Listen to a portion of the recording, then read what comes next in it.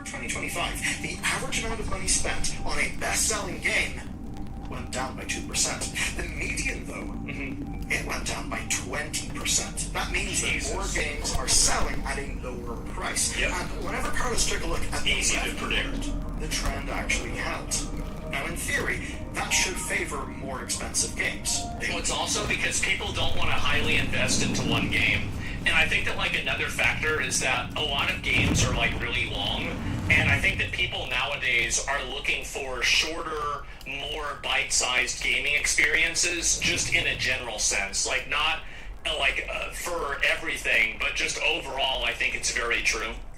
When you get bored of games, yeah, exactly, right? And so, like, if you buy a game for, like, $20 or $15, then I think that you're less invested in it and worried about playing it all the time and finishing it because you don't have that much money you've spent on it. And so it makes people feel more, like, better. It makes them feel better about spending the money in the first place. I think that's what happens. Generate more revenue per sale. But even there, the median dropped from $23.75 to $20.35. And I think another big factor is that there were a lot of AAA games this year that weren't very good. And like, that's also a big factor because, like, if you look at just a handful of those games, they're going to move the price point up a lot. But a lot of the games have been bad. That's about 14% of a drop. Now, bear in mind that as this has been happening, the currency has been inflating. So, even as players feel like they are being pressured towards $80 games, what they're actually buying is getting cheaper and cheaper. And what's key is that this is not showing us what has been offered to players, it's showing us what players have actually chosen. It's showing the best-selling premium games on the platform, and that does feel like a bit of a win, right? Yeah, I mean, look at that. 20, 10, 70, 60, 10, 70, 25, 15, 20, 7, 70, 75. That's a lot of really cheap games. That's a huge amount of them.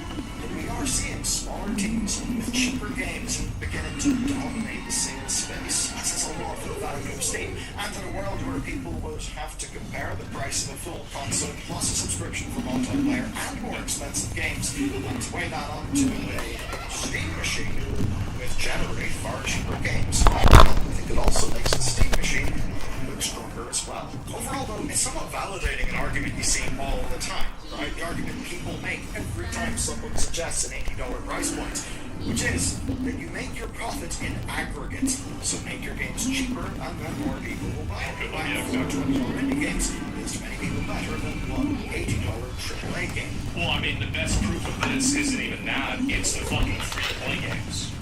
Like, all of these free-to-play games are cheap, like, they're super cheap to play, they're free, but the difference is that they make their money with microtransactions. And that's what I think you're going to see more games doing, is that creating a lower entry point, but then having things inside of microtransactions in general. Because, like, really asking somebody to spend $70 and they don't even necessarily know whether they like something or not, that's pretty hard to ask somebody to do. Surely that's what's going on. Surely that's what everyone is doing. Yeah. Well, ish. Let's look more into the Surely. Carlos gave us the perfect example. It's the September releases on Steam, where Silksong sold like gangbusters at $20, with 4.6 million copies shifted over It was the insane. alone. That's nearly double the sales of a full-price title, like Borderlands 4. The immediate takeaway is a lower barrier to entry at the price of a couple of coffees, meaning you give yourself the widest possible audience. Well, it's also like somebody sees Silksong as really popular, and they look at it and they're like, oh, it's only like $20? Okay, yeah, I'll try it out. But, like, if they see a game and they see it's doing kind of well, or even really popular, and they see it's $70, like, a $70 purchase is a big decision for a lot of people. A $20 purchase isn't quite as much. And so, whenever you're dealing with those big numbers, and, like, you know this if you're broke, that it's easy to get $20 and it's impossible to get $100. Because, like, by the time you get to 100, something will have happened that you've needed to spend your money that now you're back down to zero again. I think that's what happens. And in theory, that also means that more people can buy more games. But it's actually not quite that simple. You see, regardless of price, the majority of game players don't actually buy that many games. Circana's Future of Games report surveyed 2,500 US players on self-reported purchase patterns. About a third of the market says they buy just one game or fewer a year. Just two-thirds, 63%, buy fewer than 2 games a year. I wonder how does, I wonder like about free-to-play games, how does that factor into it? Absolutely insane to me, but... Yeah, it's nuts. Like Fortnite, Roblox, stuff like that. Because those are the most popular video games, right? Like, a lot of the most popular video games in the world right now are free, and like some people are mono gamers for these free games, so it's hard to say. Maybe you do the same. We probably have a sampling bias, one that is in and around enthusiast gamers. Yeah, sure. We do buy more games, but it seems that with broader...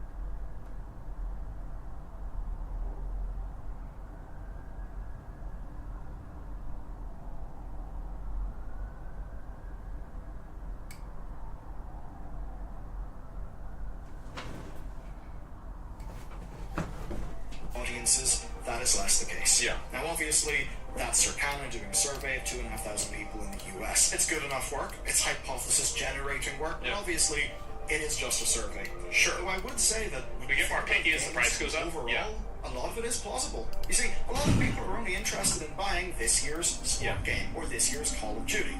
Or maybe not this year's Call of Duty. Maybe they bought Battlefield instead. But the majority of any product accurate, apparently, is often people who are gently engaged in it, not people, perhaps, like you and me, but it's actually the top of the chart that complicates things here, because those people probably aren't the ones buying indie games for $20 en masse. No, that's the other 37% of people, but even that 37% is quite stratified. 22% say they buy a game every 3 months. That's 4 games a year, and that's a pretty good amount. Data. Yeah. Yes, Valve's own data suggests that users played only 4 games on Steam on average in 2023 and 2024. I feel like that's not a big surprise. Like, a lot of my friends probably play about that many too. Like,